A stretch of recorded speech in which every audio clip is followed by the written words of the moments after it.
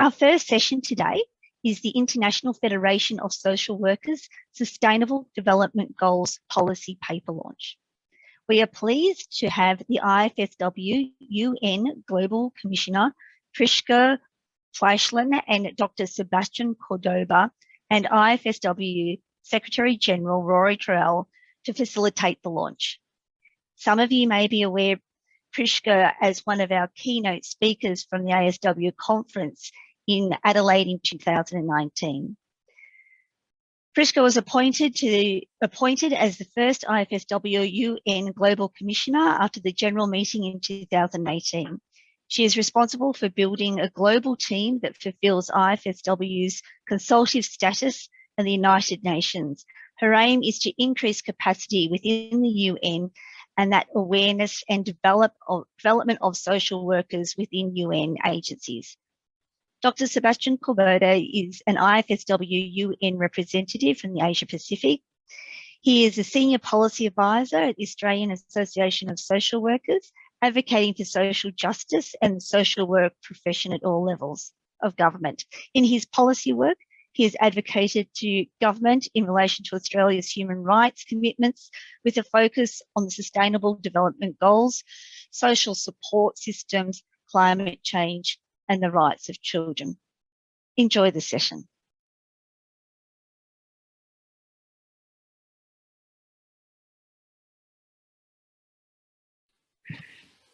Hi colleagues, social workers from the Asia Pacific region. It's really an honor and a pleasure on behalf of IFSW to go through this half hour with you. I think we have a wonderful topic, not only for our session, but for your whole conference. And it's really wonderful for us also to see that the policy paper is now on the first day, and we can have a short discussion and exchange about that. On the next slide, you see who is here, and that, the topics we go through first. I think it is important for you to have a short overview about IFSW and how we work. And then we want to see a little bit of the SDGs, but of course we cannot go in all details. And then you should also know how the policy paper was established, and then how we use that. And it's really tricky to have, this very global document bringing it down to a local level, but we try our best to give you some ideas and inspiration. On the next slide, you see who we are. And for me, it's really an honor to have the two person with me, because Sebastian is in our team, and he is a really professional social worker, policy maker, and a really professional in the area of the SDGs. So thank you so much for helping with that. And also Rory, I think you can really help us to having this global perspective and combining with social work perspective. On the next slide. Just have a little bit of an overview about IFSW, because some of you might not know that much, which is really normal, what we face quite often. So it's a very global body, and it's wonderful to see that we have more than 140 national associations with us. So feel really connected. There are more than 5 million social workers who do the same job somehow in different areas, but we share the definition of social work, we share the ethical principles, and we share a lot of policy papers. So that gives us somehow a same understanding of social work that we can really adapt to the local level. So I think the IFSW provides a lot of information and guidance and support, so that we can work in our daily life quite good and feel connected. IFSW has a global board, and it has also commissions. So we have the Commission for Education, Human Rights, Ethics, and just shortly the Indigenous Peoples Commission has been built, and then also the United Nations Commission. And within the IFSW UN Commission, we have 22 members in 11 time zones, and the Asia Pacific team is actually the largest team we have in our group. So there are 7 people representing social work to the UN. There are 6 headquarters and offices. On the next slide, you'll see where they are. Some of them, they might be more familiar to you. One UN headquarter is in Geneva, one in New York, and one in Vienna. And then we have the offices. One is in Santiago de Chile, in Bangkok, and in Nairobi. And IFSW is really lucky to have representatives in each of those places. And it was also really an honor to establish the Asia Pacific regional team. And we have there people from 7 different countries. And that really also brings also an international perspective on social work. And we've had a discussion on COVID and how it is handled in all the different countries. So that's really great to have. On the next slide. We are now going to talk about more the SDGs before we really look to the policy paper. So Sebastian. Thanks, Priska. And hello, everybody. We thought it would be a great opportunity to talk about the SDGs more broadly. I imagine that some people listening might have incredible knowledge of the SDGs and what's been happening over the last few years, but also for some of you, it may be the first time you're hearing it. So we just wanted to talk a little bit about what do the SDGs mean and where are we up to, basically, in terms of actually meeting the 2030 goals. The policy paper at its core looks at the relationship between social work and the Sustainable Development Goals. And it is quite interesting to look at some of the literature around this, because the SDGs have been in place since 2015, but there's actually very limited literature out there linking social work to the SDGs. You could argue that all social work literature, to some degree, is about the SDGs, but not specifically linking it. So it's an area where social workers are everywhere, are at the core of these goals in so many respects, but not necessarily explicitly making the links, hence the need for a policy paper. So what I wanted to talk about, there we go. Basically, what are the SDGs? When people talk about the SDGs being unprecedented, it is correct in many regards. It is a fundamental universal call for action. It is recognizing that historical and overwhelmingly Western practices have become unsustainable, and the very future of the planet and human and non-human species is at stake. It is a fundamental recognition of many core social work ideas that we need to address a systems and a collective approach, that climate justice is linked to inequality, life on land is linked to life on water, access to education is linked to gender equality, and so on and so on. So it really is moving away from what has been occurring previously, which were quite fragmented and segmented targets. There are many names for it, the SDGs, the 2030 Agenda. I always go back to the original declaration, which I think is quite a powerful document. And at its core, it talks about a transformative agenda. And I think that's something that it's important to go back to, because it's not just 17 goals with fancy logos. At its core, it's recognizing that we need to transform how we have been engaging with the world and transform fundamental social structures and social systems that have led to unsustainable, unjust, and unequal practices. The 2030 Agenda came into being in 2015 and was implemented from 2016 onwards. Unprecedented in that it had all 193 UN member states supported. I'll talk about the strength of the accountability measures a little bit later on in terms of some of the limitations, but that was unprecedented. Implemented since 2016, so from the 1st of January 2016, that's when governments who all agreed to implement these goals and set these measures. And basically the accountability measure is that governments every couple of years need to report back to the United Nations. It's mandatory every couple of years, but optional every year, and report in how they're doing in meeting the goals. Initially in 2016, there were the 17 goals. 2016, sorry, the 17 goals. And then following that came the 169 targets, which provided greater detail in relation to each of the goals. And further from that, in around 2017, we had the indicators, which is looking at specifically and tangible outcomes. So basically, I'm not going to list and read out all the SDGs. I'm sure you've seen the logo and you can read this yourself.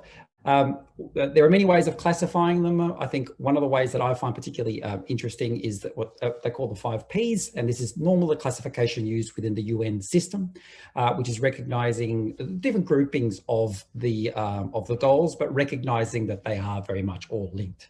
So there's the goals related to people, as you would see, poverty, hunger, health and well-being, and so forth.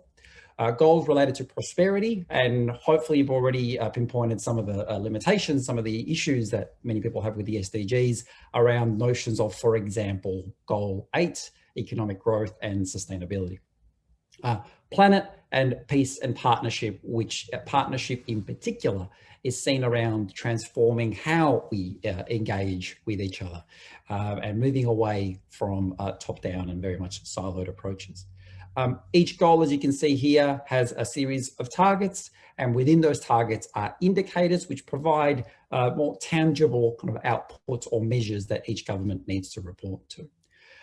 The SDGs come very much from the Millennium Goals. So it's taken, for many of us who've been working in this space since 2016 and 2017, it's been interesting to see the level of awareness raised, and it's been quite great in many regards, because early on there was a lot of confusion between the Sustainable Development Goals and the Millennium Goals.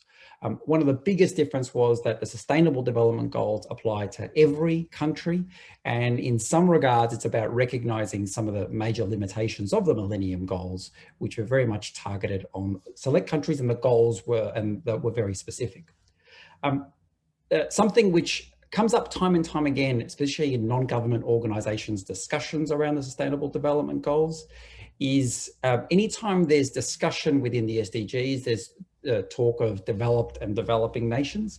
And there's something quite, I think, wonderful, and it was captured at one of the first UN meetings that I attended by one of the key groups, that was highlighting that if developing and developed nations is in relation to the industrial revolution, industrialization, then in relation to sustainability, every country is developing.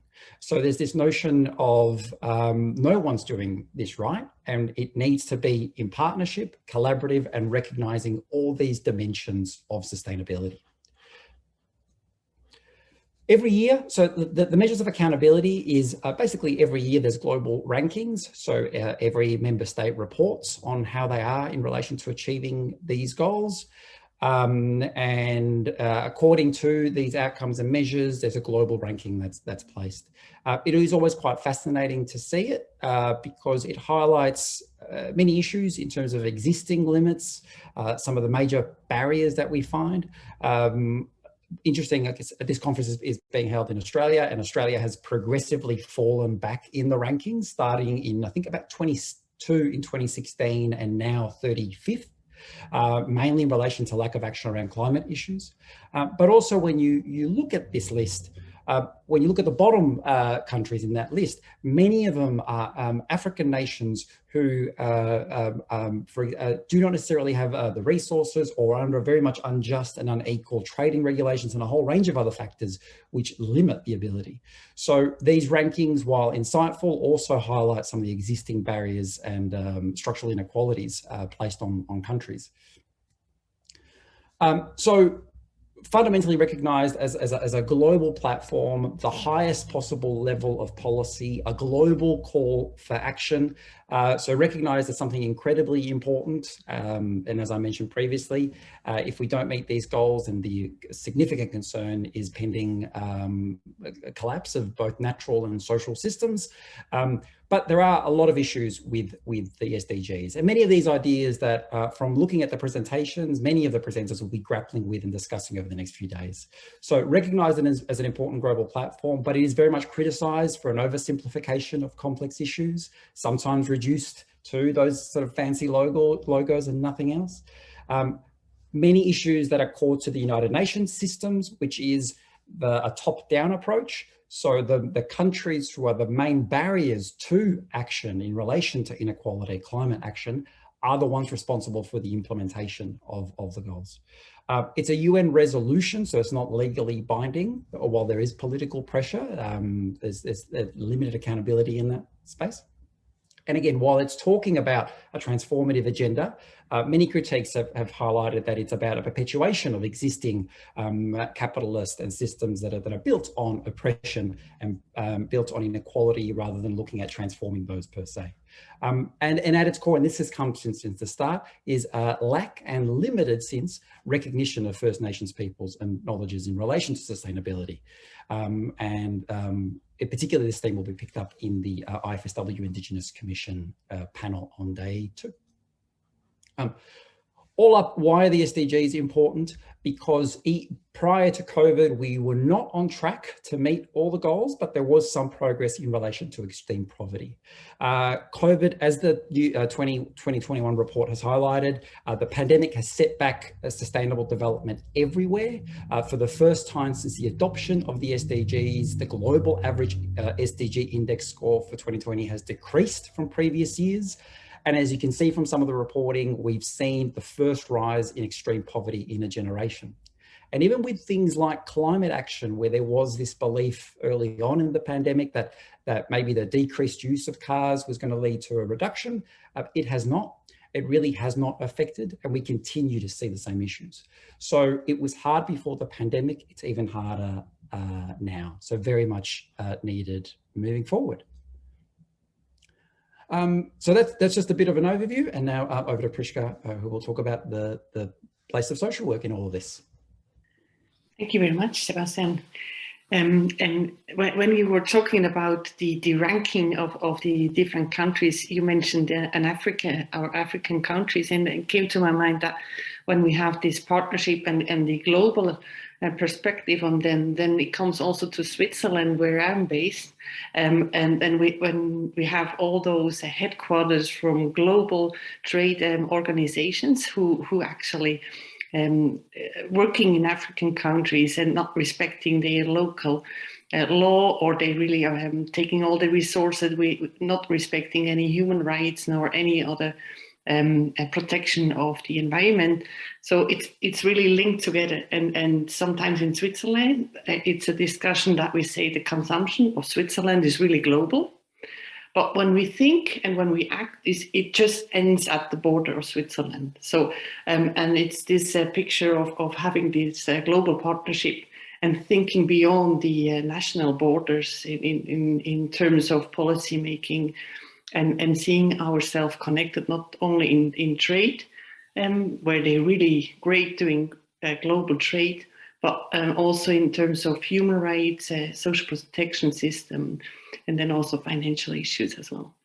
So within the UN Commission, we had also recognized the SDGs development from the beginning. And we are having had this conversation from the beginning on, and we knew that in New York especially, there were hundreds, if not thousands of NGOs really involved in developing the SDGs. And we had the impression that we should also have something from social work. And it was about a 2 years process, if not longer, to have this policy paper. And why was it such a long time that we have had for having this policy paper? Well, the first is it needs a certain language, and we have to figure out our own language on that. So, and then the other one is just very practical. We are all volunteers, so we do that all beside our paid work. And we had a long discussion and process of really including various opinions on that. And I think when the first draft went out to the whole UN Commission, we had feedbacks and tried to include that, and having really a global perspective on the policy paper.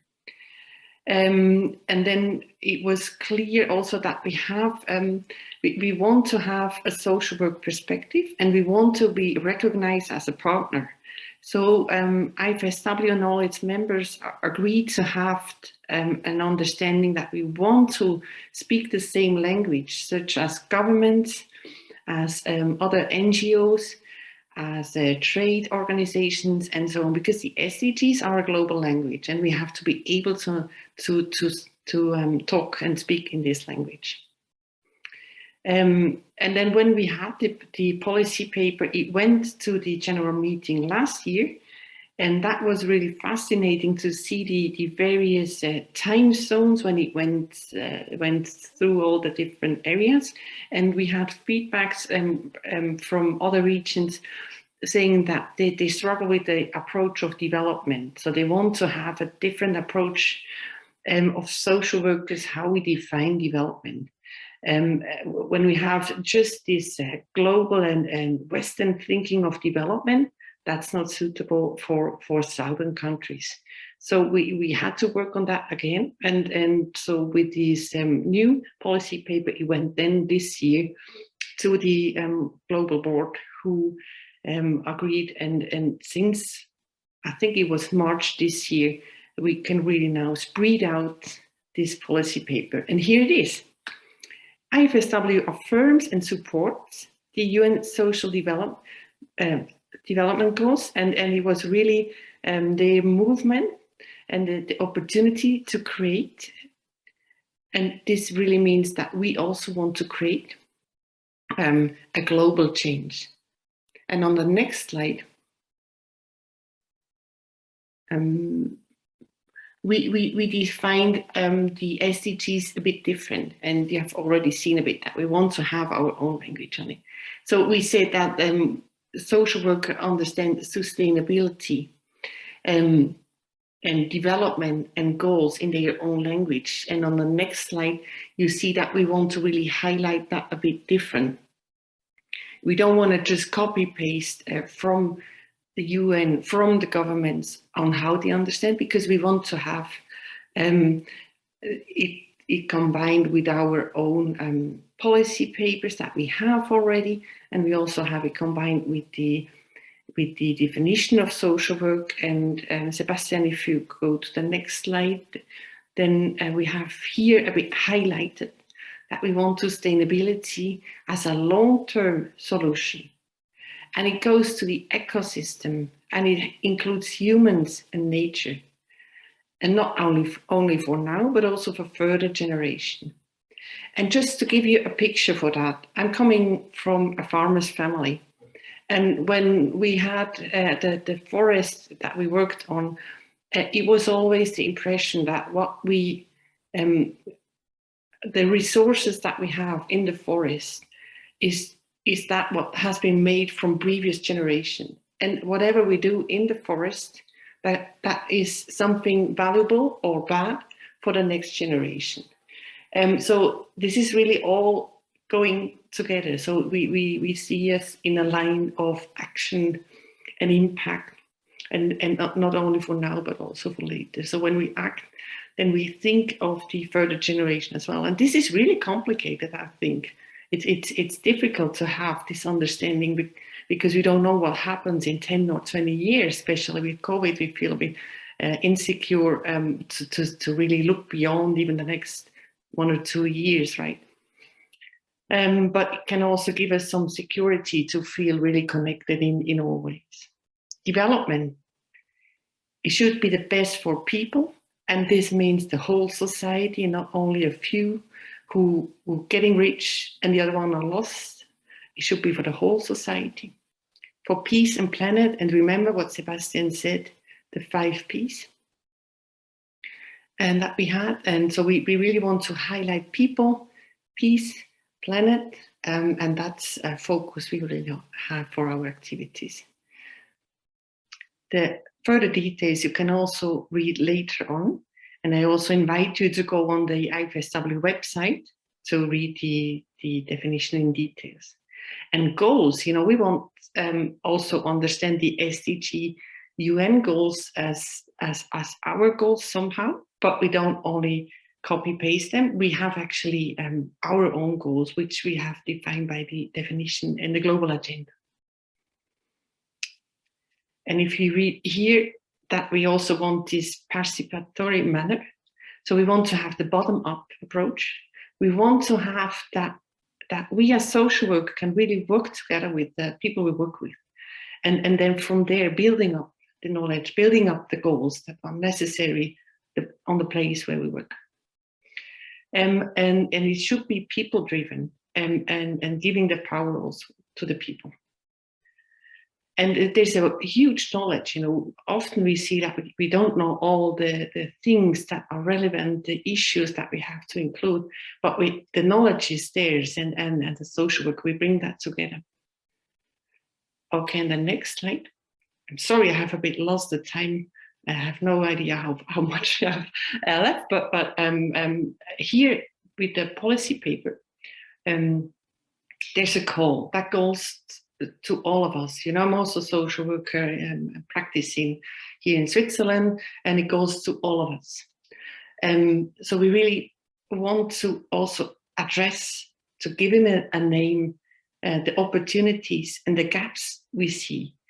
And probably we often end in the social protection system, and we might tend to only look on certain issues and certain topics and targets, but we should be aware that we have the whole SDG agenda in mind, so that we see the connection between all the different goals and indicators and targets, so that we somehow also tell a story. You know, we have this problem, for instance, in poverty, that connects to less access in work environment, and that those people have less good sanitation, and then they can not as well participate. So partnership is difficult. And we have also with 10, the story goes on with that, the inequality within a culture that we address. We see ourselves as agents of change. We want to talk about climate justice and have be included in that. We invite governments to build up partnership. We advocate. We integrate, and that goes also to the education and the universities. And then we support also the members. That's part of coming from the global perspective.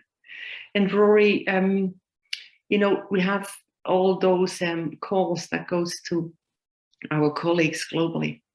And I hear sometimes that our colleagues a bit struggle to have that, you know, very wide agenda, to bring that to their daily work, you know, how to really do that.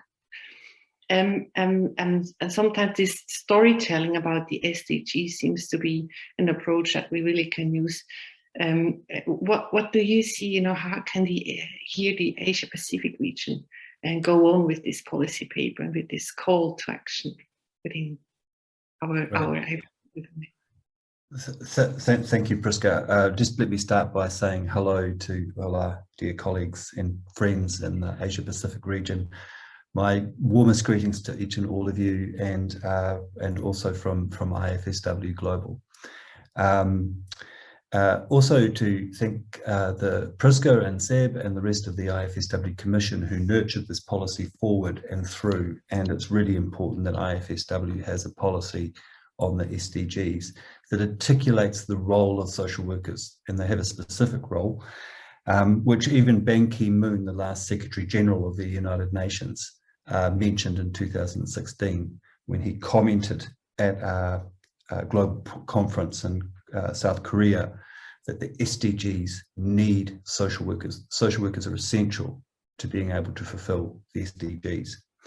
And many of the United Nations agencies also recognise the key and fundamental role of social work as a key reference point for social development. And that is because they are aware of the work that you, Asia Pacific and Latin American region and Asia Pacific, European region and African region, North American region, they're aware of the work that you're doing. They're aware that the social work approach involves skills of understanding the deep complexity of social problems in a community and family, and that the community and the family and the society need to be actively involved with finding solutions and working together to overcome these complex social problems. This is what we do as social workers. We support people to develop the capacity to recognise each other's rights, to recognise that their solidarity, their strength as a family, as a community, and as a society can unlock their potential, and they can move through the most demanding and critical challenges in their lives. Social workers have shown to the United Nations in many countries that the process of achieving these goals is a two-way process. The United Nations has developed this beautiful framework and given beautiful terms to alleviating poverty, to sustainability of the planet, to rights and access and participation rights and so forth through the Sustainable Development Goals. And they hover as a policy and a guideline for us all to work to. But what social workers do is they bring the perspectives and the language and the ideas from communities themselves to meeting that point. So when we go and ask communities that we work with, what are the key priorities for them? They may not say it's Sustainable Development Goal number 1 or 2 or 3 or 17.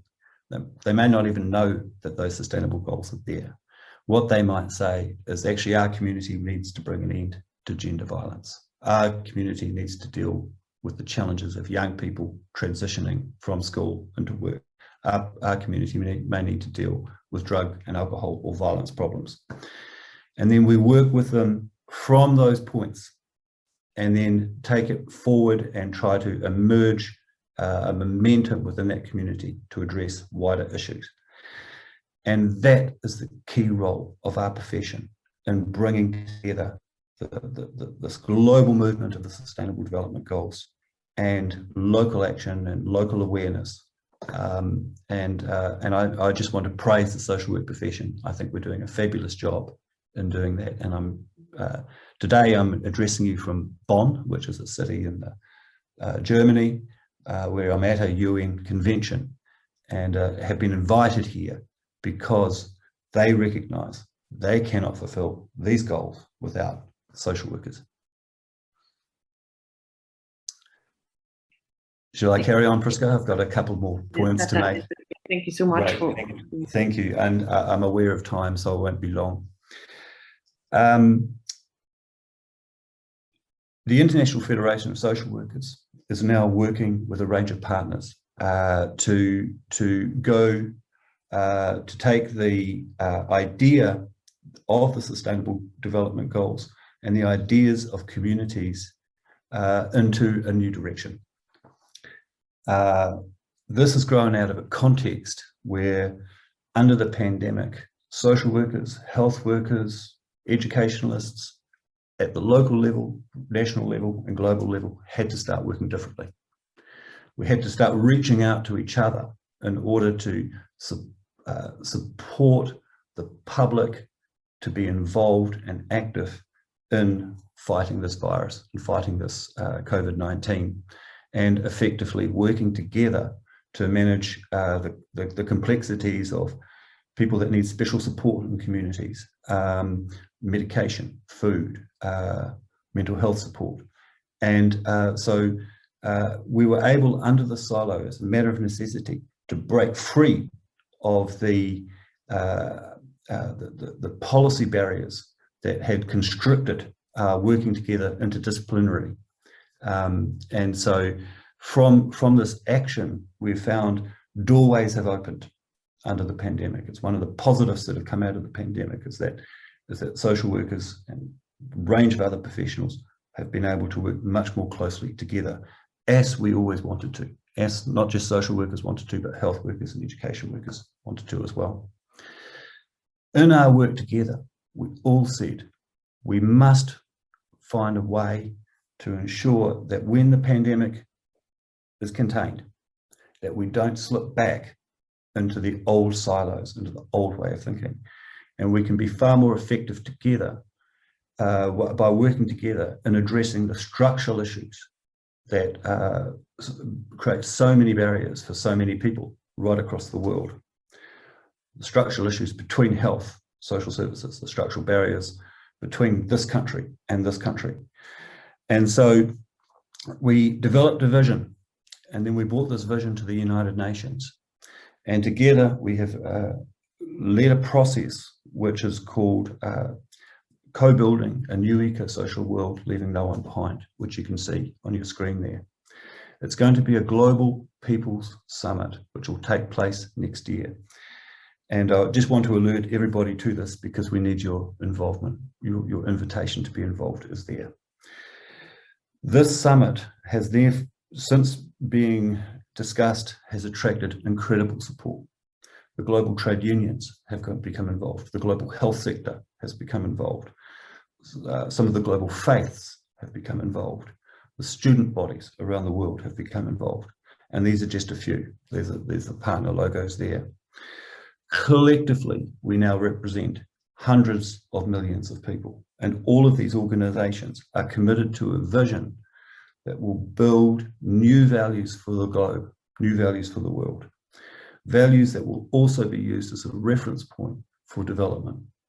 Taking the vision of the SDGs, but incorporating it with the vision of people. Our hope for this People Summit is that there'll be contributions from every street corner in the world, from every community in the world, where they will say, what are the values and principles that work for us? What are the values and principles that make us unable to thrive as a people, that will give us sustainability, that will ensure that our planet can also thrive? So this work has been built on the work that the Commission has, the UN Commission and IFSW has developed. Your work in Asia Pacific that you've been highlighting with supporting communities to activate their plans and meeting their aspirations. And so it's an exciting time of change. And already this huge diverse group of partner organizations has come up with a set of steering principles for the summit. And you can see them there on the screen. It's the first time that we've had large social movements, large professional bodies, large student groups, faith representatives coming together and saying, we can already start to agree on the values that will be used as a reference point. And so if we just go to the next slide, please get involved with this initiative. It is a way to activate your interest and focus on the SDGs. You'll see there the website address. It's free to participate, or you can pay to participate. That's your choice. Participation is equal for no matter what choice you choose. And your contribution is absolutely needed at this critical time, this once in a generation time when we can change the values of the world. So thank you so much. And back to you, Seb and Priska. Thank you so much, Rory. Good to have also seen this conference next year to see that it goes on, you know, and it makes visible that IFSW has in mind these topics that the whole world is talking about, and is really seeing its own possibilities to be an agent of change. So great to see that. Sebastian, so now we have to sum up somehow. Do you have any final comments to the audience, to the people? I mean, you are from the three of us, the one from the Asia Pacific region. I'd like to give you the opportunity to give a final remark or comment. Thank you, Priska. I just want to reaffirm and restate everything that Rory and Priska have said. I think the opportunity to become part of the People's Summit is an incredible way of building on what works from the SDGs, but also advancing some of the limitations. And I think just awareness and just recognition of the collective efforts and the layered efforts. And I think for me, something as a social worker that the SDGs really, I find quite affirming is a recognition that no profession, no group, no community can address these challenges alone. And it is through partnership and collaborations, which is, I think, something that social workers do incredibly well. That's it from me, but also just a reminder that the policy paper is on the IFSW webpage in case you want to see it. Okay, thank you very much. We have now to sum up the whole session. I hope you could really take up some messages and feel inspired for going on. And if you have any further question or request, then we are also here available by email. If it's possible to see the links on the chat, there was some discussion going on. The link to the policy paper you could find there. And then I also add another one that gives Local 2030, that gives some ideas on how to really implement the SDGs. So thank you all very much, and I wish you a wonderful conference. Thank you so much, Priska, Sebastian, and Rory. And I should have mentioned, of course, that Rory has led the IFSW since 2011, which is an amazing contribution to the organisation and the community as well. So thank you all for your insights. Is now